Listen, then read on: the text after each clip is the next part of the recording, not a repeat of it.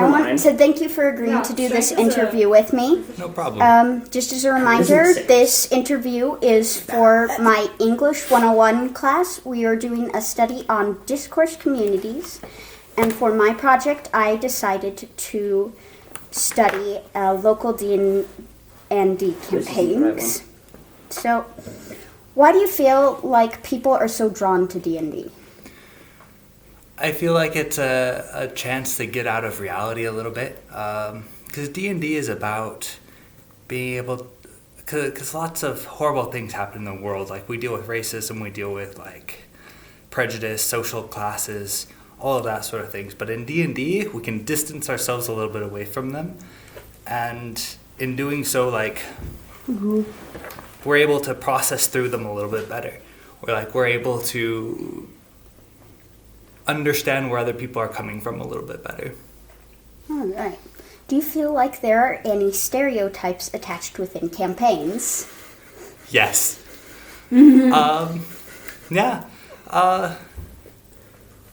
Trying to get groups together over the semesters, I've encountered some mixed reactions. Some people are like, kind of like, you play D&D? That's so weird. Other people are like, hey, you have a group of friends who can meet weekly and like to talk to you for 3 hours on end. So are there any stereotypes that you feel are attached to different classes? Oh boy. I feel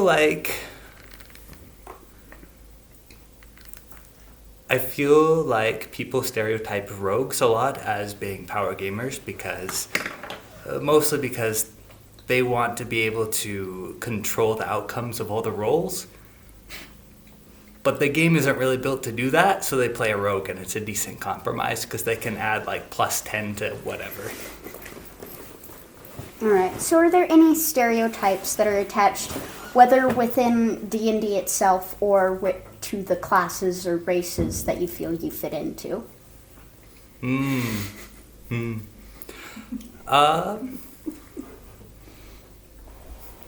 I feel like, well, currently I'm playing a wizard for context.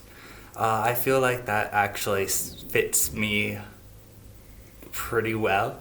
I think people would also stereotype me for that a little bit because, like, I'm a computer science major, I'm a little bit of a nerd, and I'm playing a wizard. But you know what? It's fun, so sue me. All right. So what can hinder a campaign? Oh, goodness. The biggest thing that I've seen is, like, people who refuse to work together. Or, like, people who don't know why they're there. People who just... D&D works because everybody is out to accomplish something. And everybody has goals, and, like, you put all those goals and motives and everything into, like, a blender, and you shake it up really good, and a campaign comes out. That's how it works. But, like, if somebody's not contributing, it kind of flops. So, in the opposite, what can help a campaign?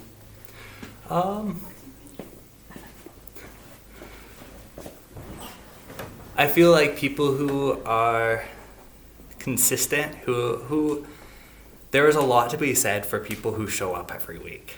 I will say that. They're my favorite people because, like, there's this feel in some groups where, yeah, if I don't have anything better to do, I'll show up for D&D. It's like, no, excuse me, D&D is your plan for the weekend, or get out of my campaign. I feel targeted. You swore an eldritch oath to arrive. Don't at me. Without putting too fine of a point on it, it's a commitment. All right. So, what are some jargon or lingo that you feel like, to those who aren't a part of the D&D community, would be? Goodness. There's a lot. Most of it actually comes up in texting, as I've found. Like, attacks of opportunity, we often abbreviate it to AOO.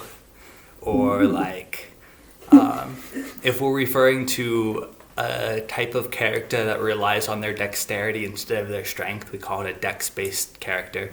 We actually say dex more than we say dexterity, actually. Stir. Int. Nobody says stir. I say stir. Oh goodness, you're weird. Oh, bollocks. Yeah, deck saves are like the All right. right lingo. It's like, why put the extra syllables in it? Mm-hmm. But we say strength. Strength only has one syllable. It's not any harder to say. So, what are some communication methods that you've SDR. seen throughout different different campaigns? Yee. So my personal favorite is like people who poke into other people's backstories.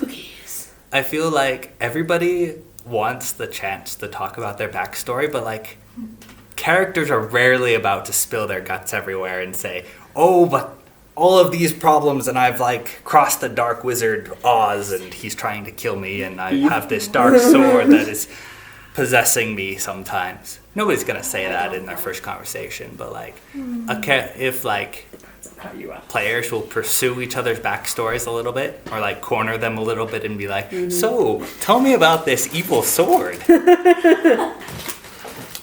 All right. So, is there anything else you want to add that would? Yeah, it's for my class. Yeah. So, is there anything else? No Your worries. brother's psychic needs Last night, the interviews were Oh, worse. So it was so bad. But is there anything you feel like Juggling in the you'd like background. to add to this interview to kind of add some clarification or anything you want to add to this? I just add that like I think a lot of people are kept out of a really fun hobby because they're not willing to be nerdy for a little bit and have some fun. And I think it's not for everybody, but a lot of people would really enjoy it if they invested like maybe a couple hours every Saturday. It's fun. All right. Thank you.